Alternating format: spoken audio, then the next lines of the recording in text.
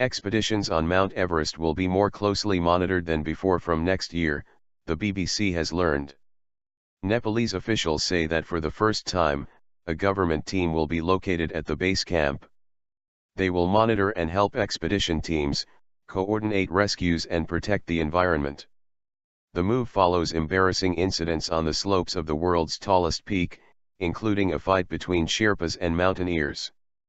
A need for a permanent government mechanism at the Everest base camp will regulate mountaineering activities, Purna Chandra Bhattarai, chief of the tourism industry division that oversees mountaineering, told the BBC. The Integrated Service Centre will also facilitate climbers by offering them communication and safety-related services. Mr. Bhattarai says that, starting from next year's spring climbing season, the team at base camp will represent the government's administration on the ground. Observers say it was getting difficult to regulate mountaineering activities from the capital, Kathmandu.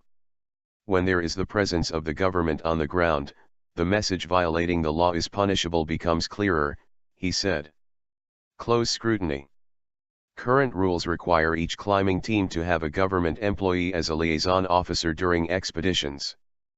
But there has been widespread criticism that designated liaison officers often do not even leave Kathmandu and there is no one to regulate expedition teams on the mountain. And even when the liaison officers rarely went to the field, they were accountable to expedition teams only and not to the system of government, Mr. Bhattarai said. Now personnel with the Integrated Service Centre will also do the job of liaison officers, and that will include checking climbing permits and verifying whether climbers reached the Everest summit. Up until now, the information whether someone made it to the summit took time to reach us in Kathmandu while the rest of the world knew about it first through the media. That will change now. Officials and mountaineering experts also said the new regulations would constrain what they described as a growing competition to set bizarre records. They said climbers would be required to announce beforehand if they planned to set any record. We have had many examples in the past when climbers did not share their plan to set a record beforehand and they made the record claims only after they reached the summit, said Ngtshang Sherpa, the immediate past president of the Nepal Mountaineering Association, a professional body of expedition operators. These days we see people trying to make bizarre records like, for instance, standing on their head or taking off their clothes while on the summit. These behaviors don't bode well for the dignity of Everest, which is a global icon, said Mr. Ngtshang, who is also a member of the committee that has recommended the new rules. And now the integrated team will make sure that expedition teams inform them beforehand if they intend to make a new record. The team will then let the climbers know whether the planned record-making effort falls within stipulated criteria set by the government. Wishful thinking?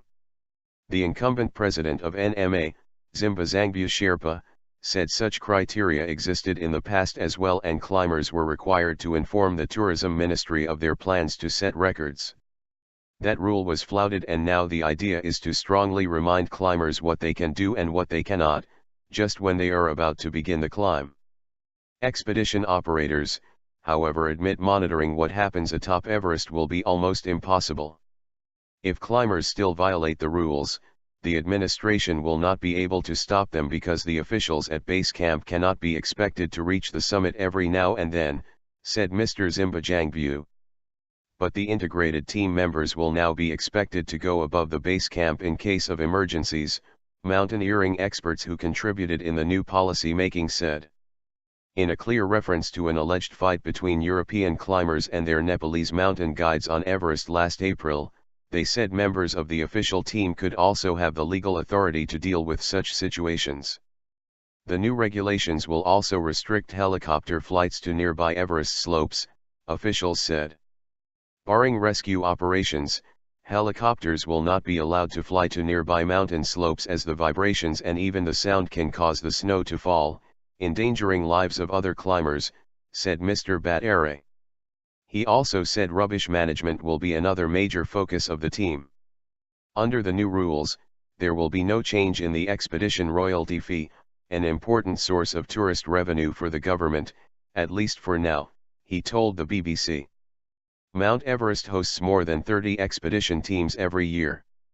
Experienced trekking and mountaineering operators said the government's plan sounded good, but the question was if it would be implemented. The idea of regulating mountaineers from the Everest base camp itself is great, but only if the officials entrusted with the duty are regulated first, said an expedition operator.